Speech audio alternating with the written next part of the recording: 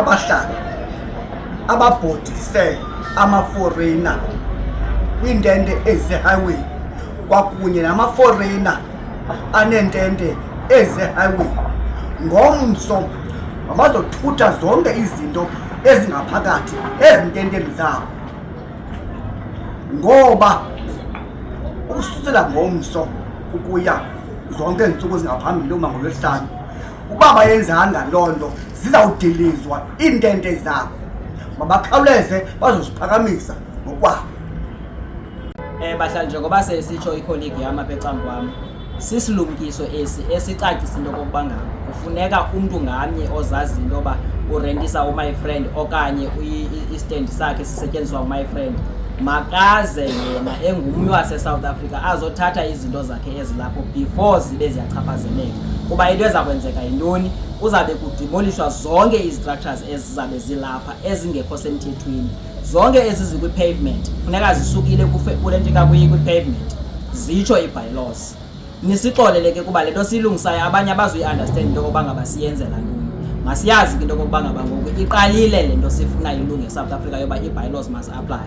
Bazawukhala abantu abamnyama uba kutheni kususwe zabo, kodwa isekwa ngabo abantu abarentisa ii-foreigners kwezi ndawo zabo.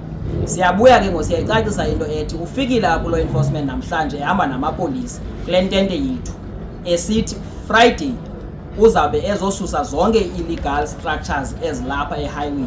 So siyacela ke bahlali into yoba before uFriday yizani nina umntu asuse istructure sakhe ngohlobo azawukwazi ngalo ususa, singazuchaphazeleka ekubeni lisuswe hlakahlaka esisuswa ngulaw enforcement. Le into yenzekayo ngoku into ebekumele uba kudala yenzeka. Kudala safaka i-memorandum intoni ko-law enforcement ukuthi azosusa ezi-illegal structures apho. So now it's time, we are doing it, siyaqala ngoLwesine.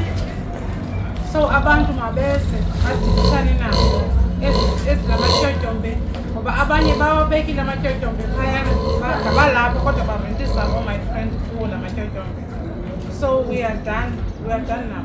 So siswam niyawachitha nala my friend ekufrantwe nge-South Africans ku nge-South Africans abanye amagama sabhaliwe pha oMorinati nontoni amagama abhalwe pha kodwa kukho umntu uthile lakhe ngowalapha eSouth Africa.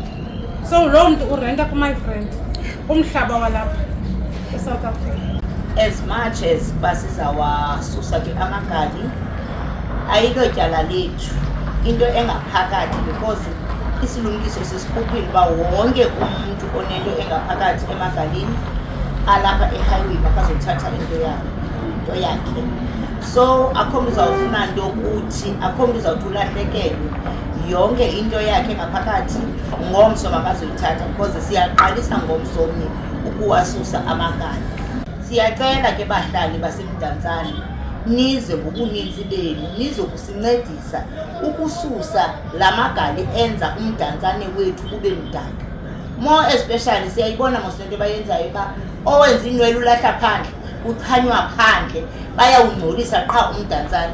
So umdantsane must go back to uba ube ngumdantsane makuzoklinwana bethu nani sususe yonke le mfungu into yoba basingakwazi ukuhamba ungareyithwa ungabulawa kula magali. Kukho eyellow zone ahlela khona yenzayo amagali pha abayesusiwe kuthiwa kuklinwa umdantsane onke amagali mawabhekele yellow zone, kodwa umasipala uyavuma abantu bokufika mabangcolise umdantsane. Thina abantu basemdantsane abangenalungelo lokuba sikungcolise. Siyanicela bahlali izani ngobuninzi benu sizoklina indawo yethu engumdantsane wethu esiwuthandayo. Kuyadilizwa ngoLwesine la magali. Ukuba ngaba uhleli ekhaya unomnqweno wokokuba ufumane isite yokwenza loo nto ufuna ukuyenza ehighway, lithuba lakho ke eli lokokuba uzojoyina. Ungathi uhleli ekhaya ucinga uba sisebenzela wena. Hayi, ayami ngolo hlobo. Ukufumana kwethu ezi sites nathi sawutsho sifumane indawo siye kuhlala pha elokishini.